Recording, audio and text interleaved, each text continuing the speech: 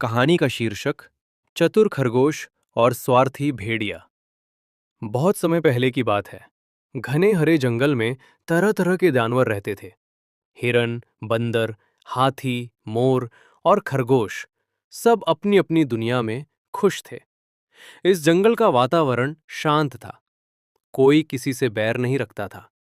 लेकिन एक दिन ये शांति टूट गई जब पहाड़ों के पीछे से एक बड़ा और क्रूर भेड़िया उस जंगल में आ गया। वो भेड़िया बहुत स्वार्थी और लालची था।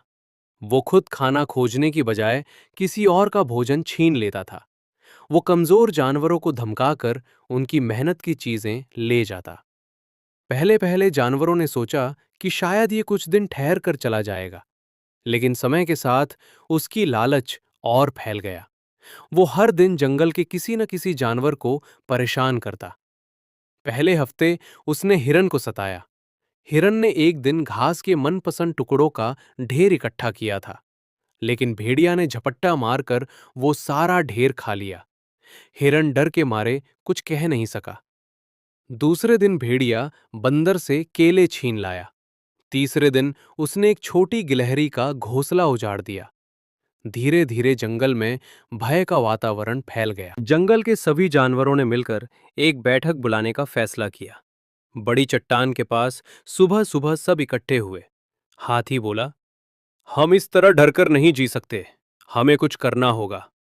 हिरन सहमत हुआ। हाँ, लेकिन भेड़िया ताकतवर है। सीधा मुकाबला करना ठीक नहीं। सब चुप हो गए। तभी खरगोश उछलकर आगे आया। वो आकार में छोटा था, लेकिन दिमाग तेज। खरगोश बोला, बल से हम भेड़िए का सामना नहीं कर सकते, लेकिन बुद्धि से कर सकते हैं। अगर तुम सब मुझ पर भरोसा करो तो मैं उसे जंगल से भगाने की योजना बना सकता हूं। जानवरों ने एक दूसरे की ओर देखा और फिर सिर हिलाकर सहमत हुए। रात भर खरगोश ने योजना बनाई। अगली सुबह वो भेड़िए के पास गया और बहुत सम्मान से बोला, हे महान भेड़िया, आप हमारे राजा बनने लायक है। लेकिन एक समस्या है। इस जंगल में पहले से ही एक और भेड़िया रहता है। वो बहुत ताकतवर है और खुद को इस जंगल का असली शासक कहता है।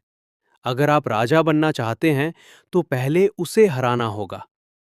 भेड़िया क्रोधित हो गया। कौन है वो? मेरी हिम्मत कैसे हुई मुझे चुनौती देने की? खरगोश बोला, वो जंगल के बीच बड़े तालाब में रहता है। भेड़िया ने चुनौती स्वीकार कर ली। खरगोश उसे तालाब की ओर ले गया। तालाब बिल्कुल शांत था। पानी इतना साफ था कि उसमें कोई भी अपनी ही छवि देख सकता था। खरगोश ने कहा, यही वो भेड़िया है, आप नीचे देखें। भेड़िए ने पानी में झांका।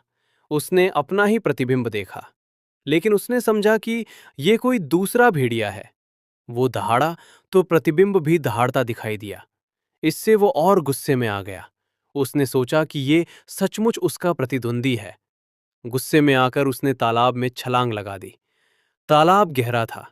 भेड़िया तैरना नहीं जानता था। वो छटपटाने लगा और कुछ ही देर में डूब गया। खरगोश शांत खड़ा रहा। योजना सफल हो चुकी थी। जब खरगोश वापस लौटकर जंगल पहुंचा तो सब जानवर चिंतित खड़े थे। उन्हें डर था कि भेड़िया खरगोश को नुकसान न पहुंचा दे। लेकिन जब खरगोश मुस्कुराता हुआ आया और विजय की खबर सुनाई तो पूरा जंगल खुशी से झूम उठा। मोर ने नृत्य किया, बंदरों ने ताली बजाई और हाथी ने दूर तक अपनी आवाज गुंजाई। हिरन ने खरगोश को गले लगाया। उस दिन से जंगल में फिर शांति लौट आई। मगर सबसे बड़ा बदलाव जानवरों में आया। अब वे समझ गए कि एकता और बुद्धि सबसे बड़ी ताकत है। समय बीतता गया। जंगल में नए झरने बने, पेड़ बड़े हुए, जानवर फल फूलते रहे। खरगोश को जंगल का सबसे बुद्धिमान जानवर माना जाने लगा। जब भी कोई विवाद होता, जानवर उसकी सलाह लेते। लेकिन उसने कभी घमंड नहीं किया।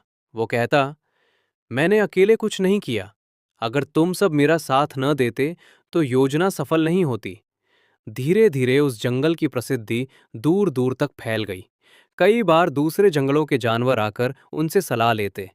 छोटे बच्चे अपने माता पिता से कहानियां सुनते और सीखते कि ताकत बड़ी नहीं होती, बुद्धि बड़ी होती है। सीख, मॉरल। बुद्धिमानी और एकता मिलकर सबसे बड़े शत्रु को भी हरा सकती है। बल से नहीं, बुद्धि से कठिन परिस्थिति का समाधान किया